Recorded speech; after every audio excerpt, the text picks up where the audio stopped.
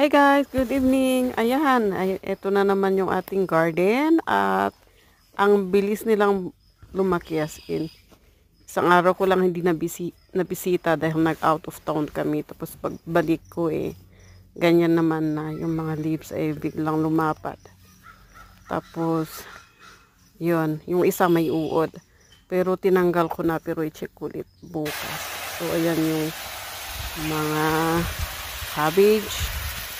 So, ayan yung